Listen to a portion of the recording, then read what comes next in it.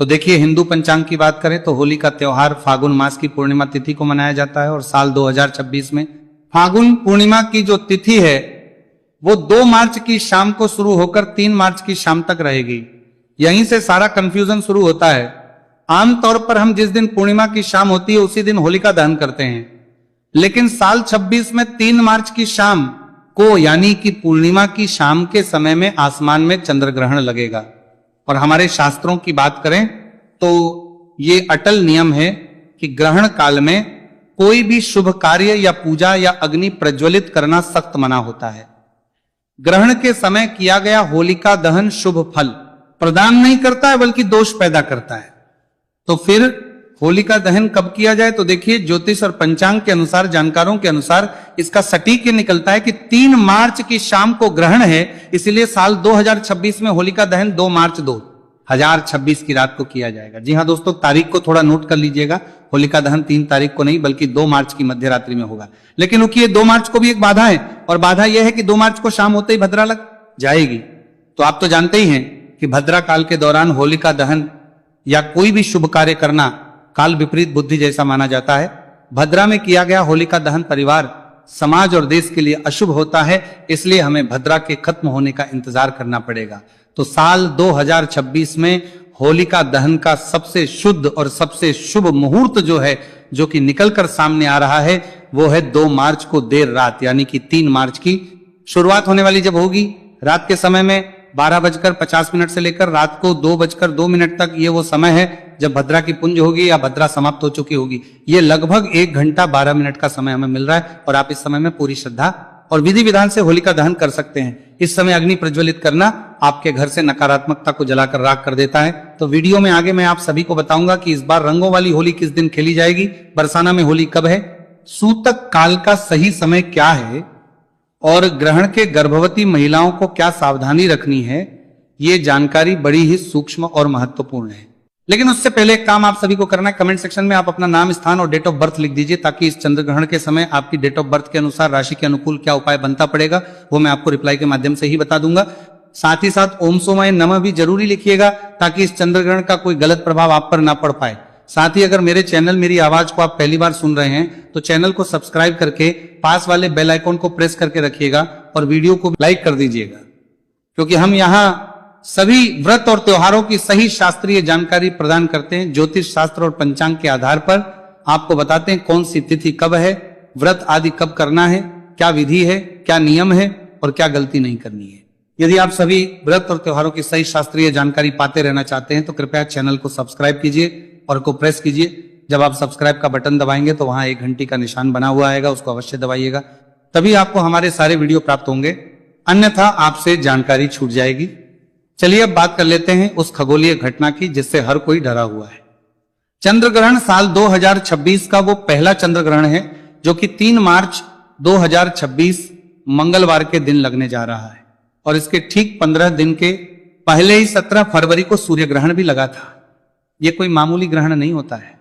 जब 15 दिन के अंतराल में 2 बड़े ग्रहण पड़ते हैं तो उसका ग्रहण प्रभाव हम सभी के जीवन पर और हमारे देश पर भी पड़ता है। ये एक पूर्ण चंद्र ग्रहण होगा। इसका मतलब चंद्रमा पूरी तरह से पृथ्वी की छाया में आ जाएगा और लाल रंग में दिखाई देगा, जिससे कि भी कहा जाता है। अब सबसे बड़ा सवाल यह पैदा होता है कि क्या यह ग्रहण भारत में दिखाई देगा और इसका समय क्या होगा? तो जी हाँ, यह ग्रहण बिल्कुल भारत में दिखाई देगा। भारत के अधिकांश हिस्सों से इसे देखा जा सकेगा। इसके पीछे एक शर्त है। शर्त यह है कि ये एक ग्रस्तोदय चंद्र ग्रहण होगा। ग्रस्तोदय का मतलब होता है जब शाम को भारत में चंद्रमा उग तो जाएगा, पहले से ही ग्रहण से ग्रस्त होगा, यानी कि हमें चंद्रमा साफ सुथरा नहीं बल्कि कटा हुआ या छाया से ढका हुआ उगता हुआ दिखाई देगा। रब जान लेते हैं इसका सही समय। तो देखिए, भारतीय समय के अनुसार बात करें तो यह ग्रहण 3 मार्च को दोपहर के बाद से शुरू हो जाएगा, लेकिन चूंकि दिन में हमें चांद नहीं दिखता है इसलिए इसका महत्व शाम से शुरू होगा। भारत में चंद्रोदय का समय अलग अलग शहरों में अलग अलग समय पर होता है, यानी कि लगभग 6 से 6:30 बजे के बीच होता है। जैसे ही शाम को लगभग 6:00 के आसपास पूरब दिशा में चांद निकलेगा, ग्रहण शुरू हो चुका होगा। यह ग्रहण शाम 6:47 पर समाप्त हो जाएगा, यानी कि इसका मोक्ष काल शाम 7 बजे से पहले ही हो जाएगा। भले ही ये ग्रहण भारत में शाम को केवल 20 से 25 मिनट के लिए ही दिखे, लेकिन शास्त्रों के अनुसार अगर ग्रहण आपके शहर में दिख रहा है तो इसका सूतक काल भी पूरी तरह से मान्य होगा। अब आते हैं सूतक काल के सही समय और सही जानकारी, तो बड़े ही ध्यान से सुनिएगा। देखिए, जब भी चंद्र ग्रहण लगता है सूतक काल पूरे 9 घंटे पहले से ही प्रारंभ हो जाता है, और जब सूर्य ग्रहण लगता है तो सूतक काल 12 घंटे पहले से प्रारंभ होता है। तो चंद्र ग्रहण 9 घंटे पहले प्रारंभ होगा। तो ग्रहण का जो स्पर्श काल है वो भारतीय समय के अनुसार बात करें तो दिन में ही हो जाएगा, इसलिए 3 मार्च को सुबह से ही सूतक के नियम लागू हो जाएंगे।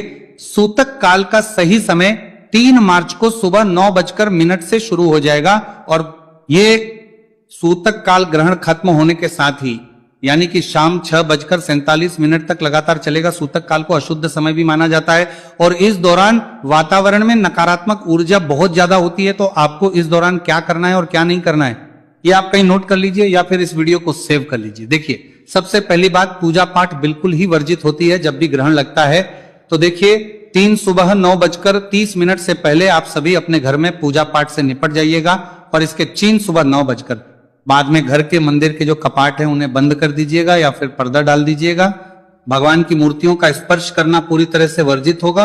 और दूसरा, खाने पीने की जो भी चीजें हैं सूतक का लगने से पहले ही यानी कि सुबह 9 बजे के आसपास ही खाने की सभी चीजों में, जैसे कि दूध, दही, पानी का मटका हो गया, या कोई खाने की ज्यादा चीज है तो उसमें भी तुलसी दल डालकर रखिएगा, डाल दीजिएगा।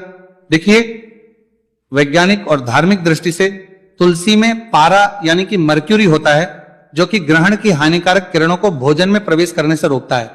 तीसरा, इस दौरान आप किसी भी नुकीली चीजें जैसे कि सुई, कैंची, चाकू का इस्तेमाल बिल्कुल भी ना करें। सिलाई कढ़ाई भी ना करें। बस मन ही मन में मंत्रों का जाप करते रहें या फिर धार्मिक पुस्तकें पढ़ें। जो भी गर्भवती महिलाएं हैं वो पूरे तरीके से अपने आप को में बंद कर ले ताकि कहीं से भी रोशनी ना पड़ सके। कोशिश करें कि ग्रहण काल के दौरान परिवार का कोई भी सदस्य घर से बाहर ना निकले, और गर्भवती महिलाएं इस दौरान ना तो झुके, और कोशिश करें कि इस दौरान अपने पेट पर गेरू का लेप लगा लें या फिर गाय के शुद्ध गोबर का लेप भी आप लगा सकते हैं। और अब सबसे बड़ा सवाल जो कि हर किसी को परेशान करके रखता है कि रंगों वाली होली कब खेली जाएगी, यानी कि धुलंडी कब खेली जाएगी।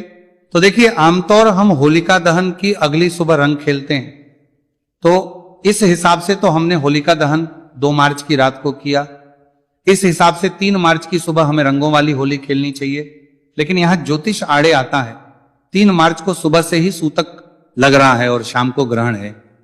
तो ज्योतिष शास्त्र कहता है कि ग्रहण के दिन उत्सव नहीं मनाना चाहिए। ग्रहण का दिन संयम, तप और जप का दिन होता है, ना कि शोर शराबे और ना ही हुड़दंग का। इसलिए देश के बड़े विद्वानों और काशी के पंचांग के अनुसार रंगों वाली होली 3 मार्च को नहीं बल्कि 4 मार्च 2026 बुधवार को खेली जाएगी।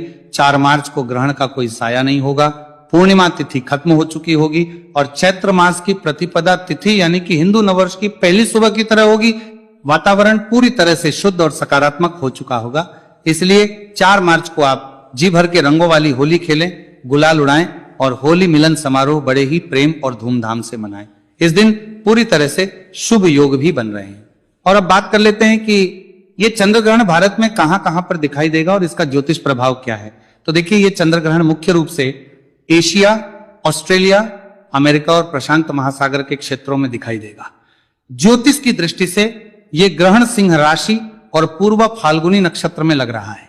इसका मतलब यह है कि जिन लोगों की राशि सिंह है, इस दिन थोड़ा ज्यादा संभल कर रहने की आवश्यकता है। आपको मानसिक तनाव, बेचैनी या छोटी मोटी चोट लग सकती है, तो थोड़ा सा ध्यान और सतर्क रहिएगा। सिंह राशि के अलावा कुंभ और वृश्चिक राशि वालों को भी थोड़ी सावधानी ज्यादा बरतने की आवश्यकता है, लेकिन घबराइए नहीं। उपाय बड़ा ही सरल है। ग्रहण के दौरान आप अपने गुरु में समाज कहता है मंत्र का जाप करते हुए रहें, या फिर ओम नमः शिवाय महामृत्युंजय या फिर ओम नमो भगवते वासुदेवाय नमो नमः का जाप भी कर सकते हैं। ग्रहण काल में किया गया मंत्र जाप सामान्य दिनों के मुकाबले 100 गुना से भी ज्यादा फल देता है। इससे आप घबराएं नहीं, यानी कि आपदा नहीं बल्कि अवसर माने और जितना हो सके पुण्य कमाएं और अपनी राशि पर इसका अधिक से अधिक सकारात्मक परिणाम भी पाएं। और अब सबसे जरूरी बात कि ग्रहण समाप्त होने के बाद क्या करें और होलिका दहन से पहले क्या करें। तो देखिए, होलिका दहन तो हम 1 रात पहले कर चुके हैं, लेकिन उसकी राख और ग्रहण करना अभी बाकी है। तो 3 मार्च की शाम को जैसे ही 6:47 पर ग्रहण खत्म हो जाएगा, आपको कुछ नियम तो तुरंत ही मान्य होंगे।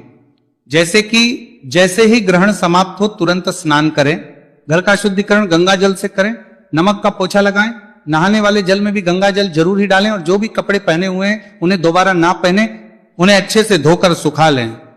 घर के मंदिर से लेकर मुख्य द्वार तक जगह का शुद्धिकरण करें। चंद्र ग्रहण के बाद किया गया दान हमारी कुंडली से चंद्र दोष को शांत करता है, क्योंकि यह होली का समय है। आप किसी गरीब व्यक्ति को, सफाई कर्मचारी को या ब्राह्मण को जितना हो सके सफेद वस्तुओं का दान करें, जैसे कि चावल हो गया, चीनी, दूध, सफेद मिठाइयां हो गई, चांदी का टुकड़ा या फिर सफेद कपड़ा भी आप दान कर सकते हैं। ये दान आपके घर में सुख शांति लेकर आएगा। और अब जान लेते हैं कि इसका किस राशि पर क्या प्रभाव पड़ेगा। तो देखिए, सबसे पहले बात करते हैं सिंह राशि की। तो देखिए, सिंह राशि के जातकों के लिए इस समय चंद्र ग्रहण का प्रभाव काफी लाभकारी भी साबित हो सकता है। और विशेष रूप से बात करें तो छात्रों के लिए यह समय प्रतियोगिता, परीक्षाओं और अध्ययन में सफलता दिलाने वाला है। जो लोग राजनीतिक, प्रशासन या फिर सरकारी सेवाओं से जुड़े हुए हैं, उनके लिए यह ग्रहण काफी तरह की खुशखबरियां लेकर आने वाला है। नई गाड़ी, विवाह के योग भी बनते हुए आ रहे हैं। अगले राशि है धनु राशि। धनु राशि के जितने भी जातक हैं, इस चंद्र ग्रहण के प्रभाव शुभ और फलदायी बने रहेंगे। इस समय आपको कोई भी वाहन या संपत्ति प्राप्त हो सकती है, जिससे आपकी आर्थिक स्थिति मजबूत होगी। इसके अलावा दैनिक आय में भी वृद्धि के योग हैं और निवेश से भी अच्छा लाभ मिलने के संकेत मिल रहे हैं। अभी 15 दिन पहले जो सूर्य ग्रहण हम सभी ने देखा, उससे भी हमारी कुंडली पर काफी गहरा असर पड़ा है। आप सबने इसे भी किया होगा कि इन 15 दिन के समय के बीच में क्या कुछ बदलाव आप सभी को देखने को मिल रहे हैं। तो अगली राशि की बात कर लेते हैं, मकर राशि की। मकर राशि के जितने भी जातक हैं, चंद्र ग्रहण के प्रभाव से इस समय आप सभी को बड़े ही शुभ फल प्राप्त होंगे। विदेश जाने के योग भी बन रहे हैं और अगर आप सरकारी नौकरी की तैयारी कर रहे हैं तो बहुत जल्द शुभ परिणाम आपको मिलने वाला है। विवाह के योग भी बनते हुए नजर आ रहे हैं। इसके अलावा आर्थिक स्थिति मजबूत होगी और धन का प्रवाह बढ़े।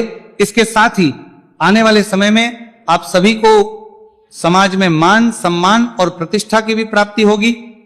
कुल मिलाकर यह समय मकर राशि के जातकों के लिए कैरियर, धन और सामाजिक प्रतिष्ठा की दृष्टि से फलदायी रहेगा। शिवाय नमस्तुभ्यम। दोस्तों, हर हर महादेव। जैसे कि आप सब जानते हैं कि 2026 में होली में ग्रहण पड़ रहा है तथा सूतक लग रहा है, तो होली किस दिन मनाई जाए तथा किस दिन जलाई जाए, ग्रहण कब है तथा इसमें क्या करना चाहिए, इसके बारे में इस वीडियो में प्रदीप मिश्रा जी ने सारे उपाय बताए हैं तथा सारी जानकारी दी है। तो कृपया इस वीडियो को पूरा देखें। हर हर महादेव।